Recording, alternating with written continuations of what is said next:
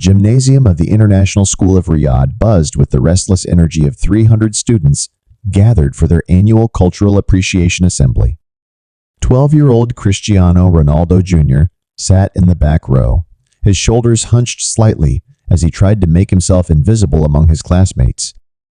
Despite his father being one of the most recognizable faces on the planet, the boy had always preferred the shadows to the spotlight that seemed to follow the Ronaldo name wherever it went.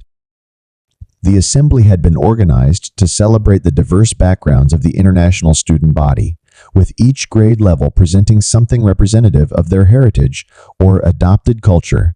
Most students had prepared traditional dances, recited poetry, or shared stories about their home countries.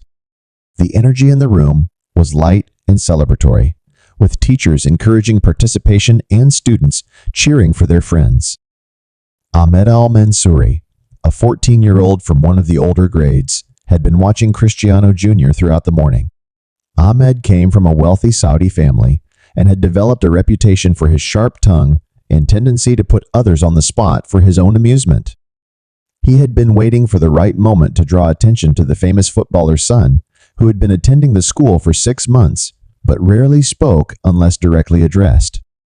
As the assembly wound down and the principal began calling for any final volunteers to share something with the group, Ahmed's hand shot up. "I have a suggestion," he called out, his voice carrying across the gymnasium with the confidence that came from years of getting his way. "Why don't we ask Cristiano to sing something for us? Something in Arabic, since he's been living here and should be learning about our culture." A ripple of whispers spread through the assembled students. Some giggled at the suggestion, others looked uncomfortable, and a few teachers exchanged concerned glances. Cristiano Jr. felt his cheeks burn with embarrassment as hundreds of pairs of eyes turned to look at him. His father had taught him to handle pressure on the football pitch, but this was different. This felt like being thrown to the wolves. The principal, Dr. Sarah Mitchell, a kind British woman who had been running international schools for over 2 decades, immediately recognized the potentially cruel nature of the suggestion. She started to intervene, but before she could speak, something unexpected happened. Cristiano Jr. slowly stood up. The gymnasium fell silent. The boy's legs felt unsteady as he made his way down from the bleachers, past rows of curious faces, toward the small stage area where a microphone stood waiting. His heart hammered against his ribs, and his palms were slick with sweat. He had no idea what he was going to do, but something deep inside him refused to be humiliated in front of all these people. What none of his classmates knew was that Cristiano Jr. had been secretly taking Arabic lessons for the past 4 months. Not because his father had insisted, but because he had fallen in love with the language after hearing his housekeeper, Fatima, singing traditional songs while she worked. Fatima was a 60-year-old woman from Morocco who had been with the family since they moved to Saudi Arabia. She had become like a grandmother to the boy, and in the quiet hours of the afternoon, she had been teaching him not just Arabic words and phrases, but the deep cultural significance behind the language. Among the things Fatima had taught him was an ancient Bedouin song called Ya Msafir, a haunting melody about a traveler far from home, carrying the weight of longing and the hope of return. The song had been passed down through generations, originally sung by nomads crossing the endless desert, their voices carrying across the dunes like prayers whispered to the stars. As Cristiano Jr. reached the microphone, he closed his eyes and thought of Fatima's weathered hands as she had guided him through the pronunciation of each word, explaining how the song spoke to anyone who had ever felt like a stranger in a strange land. He thought of his own journey from Portugal to Spain to England to Italy, and now to Saudi Arabia, always carrying a piece of each place with him while never quite belonging anywhere completely. The first notes that came from his throat were barely above a whisper, but they carried perfectly through the silent gymnasium. Yam Sefer Waru Min Hawak. The melody was ancient and haunting, each word carefully pronounced with the respect Fatima had taught him the language deserved. As his voice grew stronger, something magical began to happen. The Arabic words seemed to pour from somewhere deep within him, carrying an emotion that transcended language barriers. The song spoke of missing home, while embracing new horizons, of the courage required to leave familiar shores and the wisdom gained from walking in foreign footsteps. In the audience, Ahmed al-Mansouri's smirk faded as he realized that his intended victim had become something else entirely. The boy on stage was no longer the quiet, awkward son of a famous footballer, but a bridge between worlds, his voice carrying the weight of centuries of human migration and the universal experience of searching for belonging. Teachers who had been preparing to intervene found themselves frozen, tears welling in their eyes as they listened to this young voice make ancient words feel immediate and personal. Students who had been giggling moments before sat in stunned silence, many of them recognizing their own stories of displacement and adaptation in the haunting melody. Mrs. Amina Hassan, the school's Arabic teacher, had to cover her mouth to stifle a sob. She was a Palestinian woman who had left her homeland 30 years ago, and the song brought back memories of her own grandmother singing the same melody as they tended sheep in the hills outside Bethlehem. She had never heard the song performed with such raw authenticity by someone so young, let alone by a non-native speaker. As Cristiano Jr. reached the chorus, his voice soared with a purity that seemed to cleanse the very air in the gymnasium. The song spoke of stars that guide travelers through the darkest nights, of the hope that sustains those who journey far from their birthplace, and of the strength found in embracing new cultures while honoring one's roots. In the third row, a quiet girl named Layla from Yemen began to cry softly. She had been struggling with her own identity, caught between her family's traditional expectations and her desire to fit in with her international classmates. The song somehow gave voice to her internal conflict, suggesting that it was possible to honor both aspects of her identity without losing either. Behind her, Marcus Thompson, a boy from London whose family had moved to Riyadh for his father's job, found himself thinking of his own grandmother's voice singing Irish folk songs when he was small. Though he couldn't understand all the Arabic words, the emotion in Cristiano Jr.'s voice spoke a universal language of longing and hope that transcended cultural boundaries.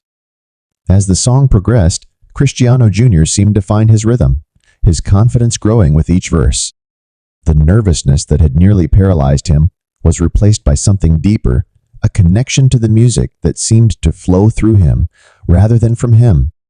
His pronunciation, while not perfect, carried the respect and love for the language that Fatima had instilled in him through months of patient instruction.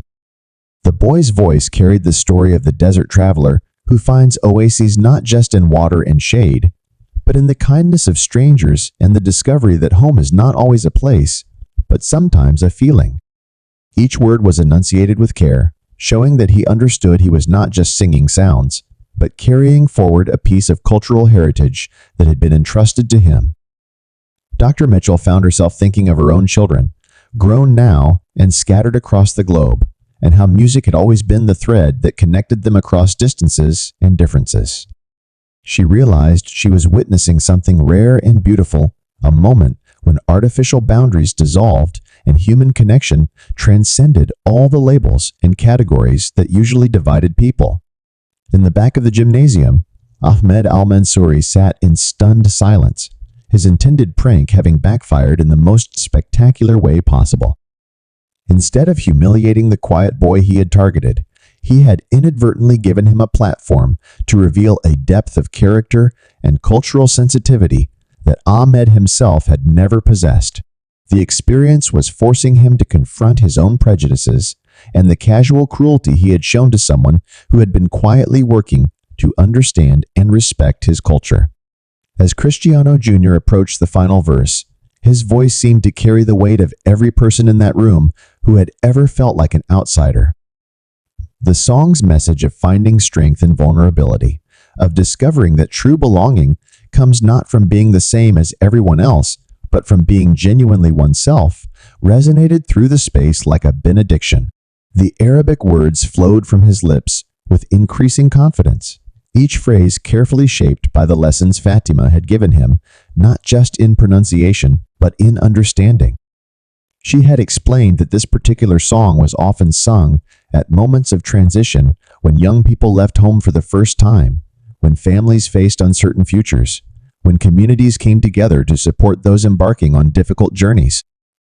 As the final notes faded into silence, the gymnasium remained absolutely still for several long moments. Then, slowly, the applause began. It started with Mrs. Hassan, who rose to her feet, with tears streaming down her face, clapping not just for the performance, but for the respect and love this young foreigner had shown for her language and culture. The applause spread through the room like a wave, building until it became a standing ovation that seemed to shake the very foundations of the building.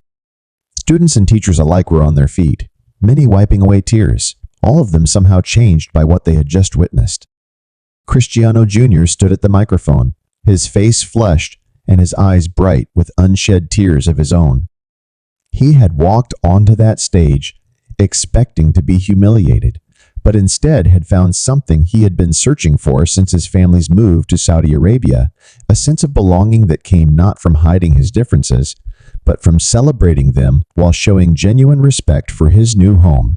Dr. Mitchell approached the microphone, her own voice thick with emotion as she addressed the assembly. "What we have just witnessed," she said, "is exactly what education at its finest should accomplish.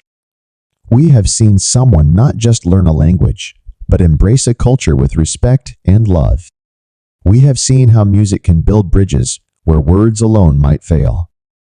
In the days that followed, the video of Cristiano Jr.'s performance would be shared across social media platforms, reaching millions of viewers around the world.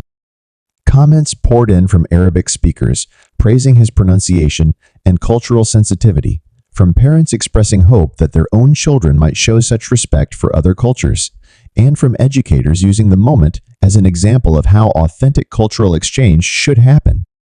But perhaps the most meaningful response came from Fatima herself, who watched the video on her phone that evening with tears of pride streaming down her weathered cheeks. Her quiet student had taken the gift she had given him and used it to build something beautiful, a moment of understanding that reminded everyone present that beneath all their differences, they shared the common experience of seeking connection and belonging in an often challenging world. The boy who had entered that gymnasium as the quiet son of a famous footballer had left as something else entirely, a young man who had found his own voice and used it to remind everyone that home is not just where you come from, but what you build with courage, respect, and an open heart.